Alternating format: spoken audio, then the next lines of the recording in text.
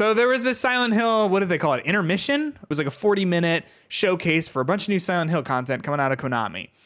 Let's talk about these things individually, I think, instead of all at once. Yeah. The really big one is that there is a Silent Hill 2 remake in development using Unreal Engine 5 exclusively for the PlayStation 5 and PCs by Bloober team, known for making the Layers of Fear franchise, the Blair Witch game, and The Medium, a game Best game ever. that is it's a game 10 out of 10 ever. would recommend. You know, it's certain, like it is one of the games ever, you know. It is a game. It's one of the, yes, it is a game. They've got this like 3-minute trailer of James, I think Sunderland is his name, walking about, having a quick walkabout in Silent Hill, seeing all the monstrosities and whatever. It's just a teaser trailer. We don't have any sort of information as to when we can expect this. I imagine in 2023 at the very earliest. What's your takeaway on this Silent Hill remake, friend? I'm interested in it. I think I would want to go back and play Silent Hill maybe. I think it looks cool. It looks cool graphically. I know you have a lot more disdain for Bloober Team's work, because I remember like last week you're literally like, I hope it's anything other than Bloober Team saying that they were the ones doing it. So like, you know, I think they get horror, they get the psychological atmospheric horror stuff. And I think you never played Blair Witch, right? Nope, it's on Game Pass though. Yeah, it's hard to recommend, but the last chunk of that game is really filled with psychological, cool first-person environmental storytelling stuff that I think is really unique. It's like a good way to take Layers of Fear and mix it with like first-person kind of like narrative. Because Layers of Fear is much more like a haunted house of that game. You know, like people say like walking simulator and have that be like kind of a derogatory term. I don't think it is. Like, I think it's just a genre at this point. Right. Like the idea of like a walking simulator obviously is a joke, but like that game, there's no mechanics. You're totally, it's a haunted house. You just walk and you go like, because like you go to a real haunted, you go to like one of these haunted houses all over the Chicagoland area, and it's like, you know, hey, you're walking around, you're doing your thing, but like you're not gonna get hurt. You're not in danger. You're just kind of exploring it and just like loosely taking the stuff and waiting to be like spook scared.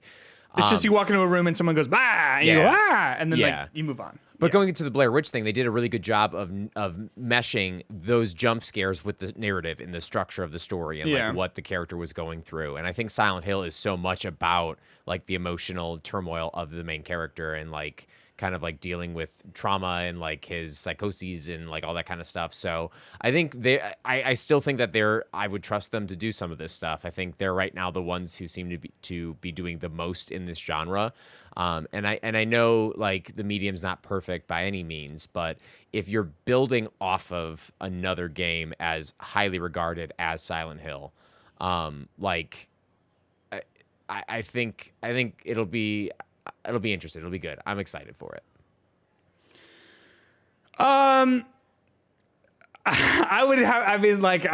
obviously respect your opinion. I would have to probably 100% disagree with like almost everything you said about like, I don't think they get horror. I don't. I think that they do not do a good job of meshing what makes something like psychological horror interesting, about how having the internal feelings of a person and making that into a physical manifestation somewhere. I think that the medium, if you called that Silent Hill whatever, I would like, it feels like a Silent Hill game in that they tried to make one, because it's all about like her trauma. It's been a long time. It's all about like her trauma and all this sort of stuff, right? Like I don't disagree that they tried to do that. I just don't think they were successful really on any front. I think that like Silent Hill 2 is so like, it is so deep in there, and every single thing that happens, there is a layer of like importance to, and nothing is by coincidence or happenstance or anything like that. For example, the Silent Hill 2 was the start of like the sexy, horrifying like monster nurse enemy in Silent Hill, in the Silent Hill series, that's just shown up in every game since. And like the reason they're in that game is because James' wife passed away 3 years before the start of the game and had been very sick for several years before that. And so like the man had some weird, like had some sexual issues. You know what I mean? Like there were so many issues in his life, and he had so many of these frustrations that you have this like nurse with like this sexy body, but it's got this horrifying, horrific face, and like it moves so unnaturally. And it's one of those things where like it means something, right? Like at least my interpretation, it's like he has these desires, but at the end of the day, they feel monstrous to him. They feel fucked up to him because he's like, I have these desires that these things that I want, but my wife is sick, right? And then I feel bad about wanting these things that my wife can't give me and whatnot. You know what I'm saying? Mm-hmm. It feels like every single level of that game, meaning is put into it. Whereas I just don't think that the Bloober team is able to do that really on any front. They tried to do similar things with things like the medium by giving the main character Marianne check out that poll. The main character from the medium's name I got in this fucking noggin of mine. She like has like a relationship to like the main villain, the Maw, the big like monster, but like it's not like, it feels like she doesn't have a true firsthand connection to it. Whereas like all the stuff in Silent Hill is very like personal and stuff like that. And I worry too about like even the idea of remaking Silent Hill 2, even apart from Bloober team. Have you played it? I have not. It's really weird because it's bad. It's hard to know if it's bad on purpose or if it's bad to be off-putting, but like the combat's really janky and like feels bad. And there's a reason for that. James is not an action hero. He's just a guy, you know? So he doesn't know how to fight monsters. But it's one of those things where it's like, was that intentional or was that something that just happened and you guys had to go with it, right? Like, it just, I don't know. Like, there's so many limitations to it because of when it came out. Like the voice acting is terrible in a way that feels really weird because these people who normally who you've got all these characters who don't act like real people. They act like these weird like stand-ins for people, and it's a question of like, was that intentional or was that just because voice acting wasn't very good and the localization on this isn't very good? Either way, it feels odd. It feels like unknown and feels uncomfortable in a way that I think is really, really cool and really, really good in a way. And I don't know if remaking this game is going to do that justice, because if you put, the 2022, 2023 standards on the game, I don't know if it's going to hold up to scrutiny because something's going to be lost from all of that. Similarly, they said that I think they're going to be doing like a third person over the shoulder perspective. And that's fine. Like that's what video games are now, but the fixed camera angles of the original like did a good job. While they were like clunky and weird to walk through, they did a good job of like making you feel like you were being watched. There was a detachment you felt from that character because it's like it felt like you're piloting them, you're not inhabiting them. Does it make sense? Yeah. I mean, I think the two parts of that. I think first going to like, does this need to be remade? Need is a strong word, but I think there's an opportunity to remake this, to modernize it, to change it a little bit. And I'm going to go back to Resident Evil 2 and 3 remakes that I would strongly argue that those are better than the original, in terms of atmosphere, in terms of playability, in terms of getting people in 2022 to play this game. It's very fair. Very fair. Silent Hill came out in 2000. I think 2002? So that's a long time ago. That's 20 years ago. And we always say old games are old. That doesn't mean old games are bad. That means old games are old. You know what I mean? Like they're old. And don't get me wrong, that is a game that feels old. Yeah. It is not a modern feeling game in the slightest. And I think to do the remake of it, giving a few more modern sensibilities to it, will make it open up Silent Hill to a new generation of gamers. I think there is definitely that argument for, is it going to be something that like, is it taking away part of the old game by changing it? I'm sure it takes away part of that original game and it changes it. And I think there'll be definitely you can have a 2-column thing about like the pros and cons of each. Which is better here? Which is better here? Which does this better? Which does that better? So I think, again, I see this and I see what you're saying, but I think if we have seen how game sales have been with these kind of remakes, I think this makes sense to bring this game back to modern audiences. And adding that to the Bloober team. Yes, Bloober team, I think maybe not has handled all of their storytelling as good as you would hope. The fact that they still have this framework to go off of means that they are not creating all this stuff on their own. They get to put in what they're good at, which I still think they get atmosphere.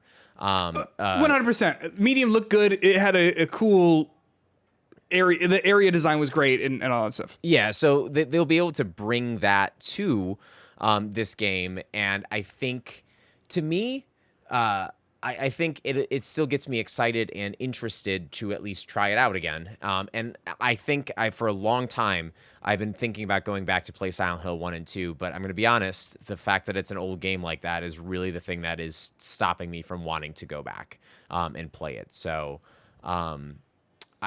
this is an opportunity. Maybe it's not going to be the best thing ever, but I still think at worst it'll be okay.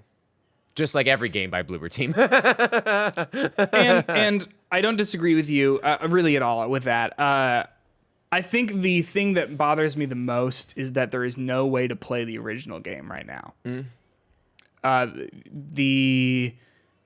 If you want to play the original game as it was first released, you need to have a PS2, which is pretty easy to find, and then a copy of the Silent Hill 2 disc, which is really hard to find. They'll ring you for $100 or so, which is just unfortunate. People have talked about emulation. I'm not sure how well Silent Hill 2 emulating is, or if that's something people even want to touch because of the sketchiness of legal whatever with emulation. But it's just one of those things where I think this would be a lot better if you could just play Silent Hill 2. But you have to play the remastered version, which is not great for a whole lot of reasons, but I digress. There are 3 other Silent Hill games announced here: Silent Hill Townfall, Silent Hill F, and Silent Hill Ascension. Townfall and F are being worked on by 2 different studios. We just got little teasers for them. One of them is published by Annapurna Interactive, being developed by No Code. They made Observation and something else. Well-received games.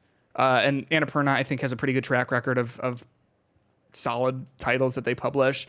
And then Silent Hill Ascension is being made. It's like a live experience. It wasn't super clear exactly how it works or what it's going to be. People said it's going to be kind of like a...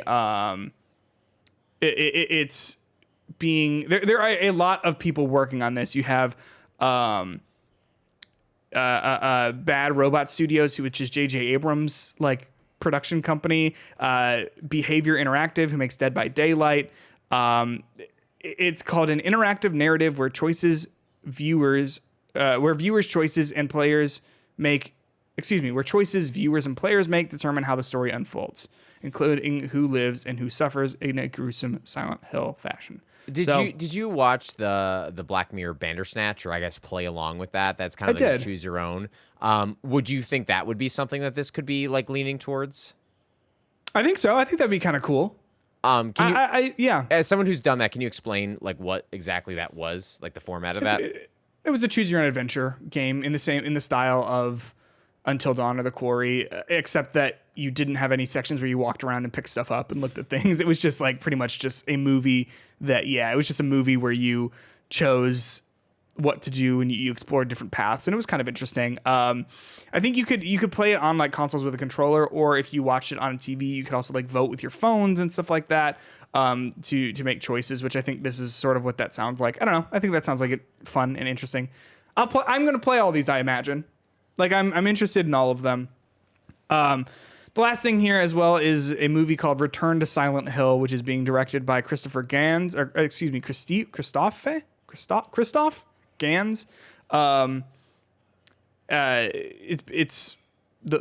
being made by the people who made the original Silent Hill movies, which I don't think were well received by really anyone. But there you go. Overall, are you excited for Silent Hill? The movie or All the of future it. of this The future series? of where it's going. Excited is the wrong word. I'm like curious, I guess, to see like this will either be the death of this franchise or exactly what it needs to come back to life. You know, following just everything that happened with PT and all of that, and Kojima like ducking out of all this sort of stuff. I think. I think people have been left with a sort of bad taste in their mouth with all of this stuff. So if any of this is able to land and really, really take off, I would say that is, if any of this is able to take off, I would say it could potentially be what this series needs in the way that like Resident Evil 7 took off and was what Capcom needed for Resident Evil 2 to really feel good. You know what I mean? Yeah. The revival, because I think Resident Evil's back on that positive trajectory now, where you ask a couple years ago, it was like, oh, Resident Evil, we're doing another one of those. So maybe this is that.